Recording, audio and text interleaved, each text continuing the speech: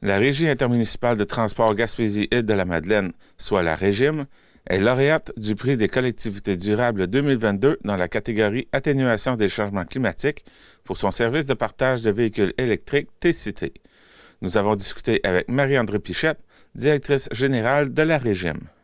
Donc, vous avez remporté le prix Atténuation des changements climatiques. Expliquez-moi un peu, c'est quoi ce prix-là? Mais en fait, c'est un prix qui est remis par la Fédération canadienne des municipalités, qui est une organisation fédérale avec laquelle on travaille pour le projet T-Cité. Donc, une organisation qui développe des projets, qui offre des subventions et des investissements dans certaines catégories. Donc, eux, une fois par année, ils ont un événement important qui est le rendez-vous des collectivités où il y a plusieurs là, initiatives qui sont mises en valeur et la régie avec notre projet Técité a été là, désignée comme gagnant de cette catégorie-là. Nous, on l'a su il y a quand même un moment, mais l'annonce a été diffusée là, récemment. Le projet T-Cité, c'est des voitures électriques dans les municipalités qui sont partagées avec les citoyens. Exactement. On a une flotte actuelle de 10 véhicules qui est disposée dans 6 municipalités où on fait un partage de ces voitures électriques-là avec les employés municipaux et les usagers en dehors des heures de bureau. Puis il y a certaines voitures qui sont disponibles aussi là, à la journée longue. Donc, c'est vraiment un projet là, intéressant au niveau là, de la réduction des GES parce qu'on valorise la voiture électrique qui sont dans les parcs municipaux.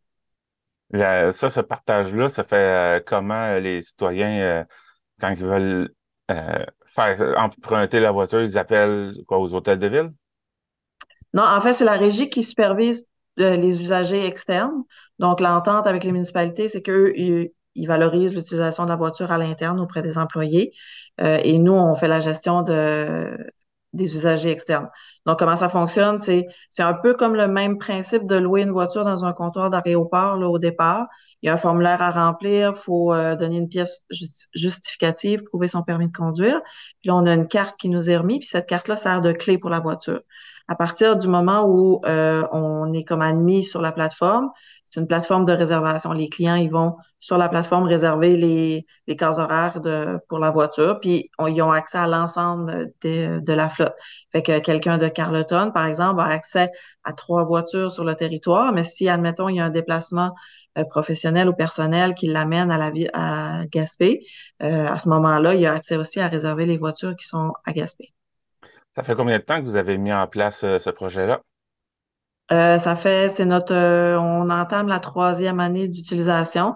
2021 a été une année là, de test où on a eu moins de clients. 2022 a été vraiment l'année complète dans le mode ouvert là, pour tout le monde. Puis là, on entame 2023 avec déjà beaucoup de réservations. Vous avez eu combien d'utilisateurs qui ont profité du service? À date, on a eu, ben, c'est sûr que nos données sont quand même euh, mêlés avec les usagers là, municipaux. Mais présentement, on a 85 citoyens externes, puis 109 employés municipaux qui utilisent la voiture.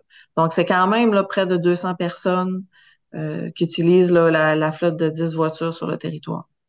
Puis depuis là, la mise en place, on a eu énormément d'augmentation. L'année 2021, comme je disais, a été quand même assez euh, discrète. Mais 2022, là, on a des augmentations là, d'utilisation. Dans les déplacements, on est comme à 6 fois le nombre qu'on avait en 2021. Puis on a une augmentation là, significative, là, presque de 8 fois le nombre de facturations émises pour le service. C'est quoi, qu'est-ce qui attend le projet pour le futur? Est-ce que vous allez augmenter le nombre de villes ou comment ça va se passer pour les voitures électriques aussi?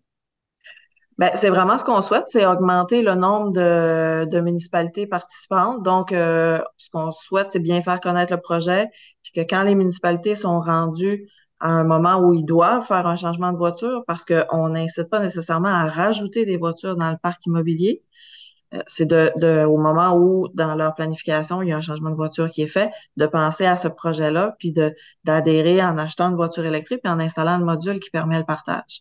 Donc oui, notre objectif est d'augmenter les voitures pour que ça soit accessible au plus de citoyens possible.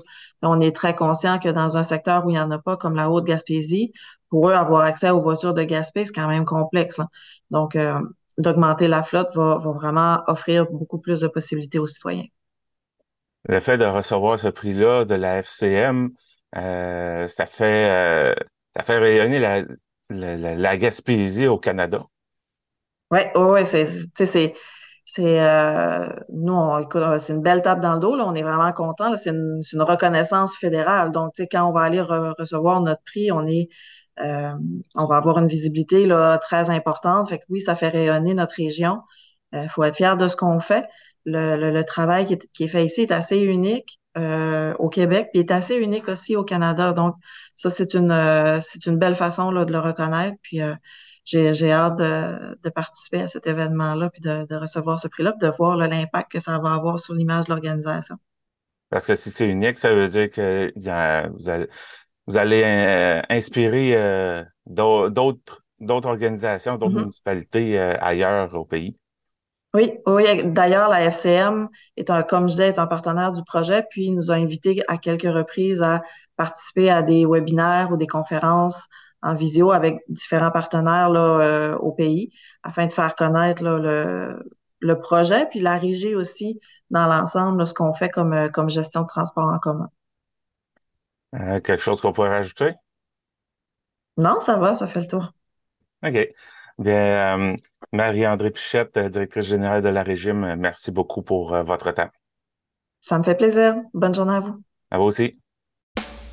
Venez visiter la boutique Ariane Turbide et découvrez un univers de cadeaux à offrir à l'être cher. Notre grande gamme de choix de bijoux pour aller lui vous permettra à coup sûr de personnaliser chacun de vos cadeaux.